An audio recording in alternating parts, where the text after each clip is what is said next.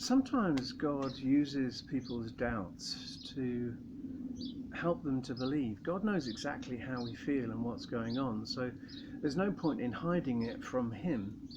I often think of Thomas in this sort of situation.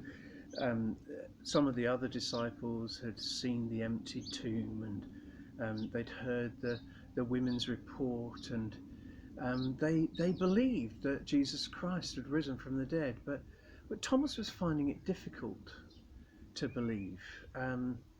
He was a bit like a sort of engineer type thinker of today. He wanted to see and know for himself. He didn't want to just take it second hand, as it were. Now, Jesus knew this, and it didn't stop Jesus from coming to him, and your doubts don't need to stop Jesus from coming to you. Jesus came into a locked room miraculously just for Thomas because he had those doubts. I don't want you to ever think that your doubts are going to drive Jesus away. They're actually going to do probably the opposite, and they're going to attract Jesus to you. He will come and speak to your doubts so that you know and that you do believe. And as you know, Jesus came into that locked room and he said to Thomas, look, Thomas, if you need to put, your fingers where the nails went, and your hand into my side where that spear went, in order for you to believe, then I'm here. It's like Jesus intimately saying, I know, Thomas. I know what sort of guy you are, and I appreciate you for that.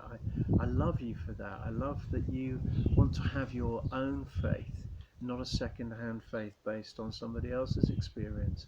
So I've come to give you experience so that you can continue to walk in faith, that Jesus is the risen Saviour who can do more than we ever ask or imagine. Let me just read that little bit to you. It says in John 20, he said to Thomas, put your finger here and observe my hands.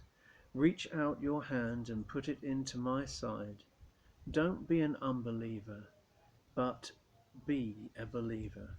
Thomas responded to him, my Lord and my God. And Jesus said, because you have seen me, you have believed. Those who believe without seeing me are also blessed.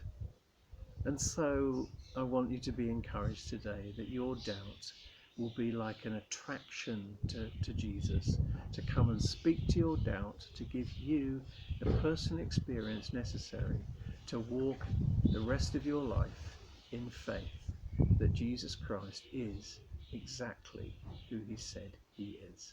You don't need to doubt anymore.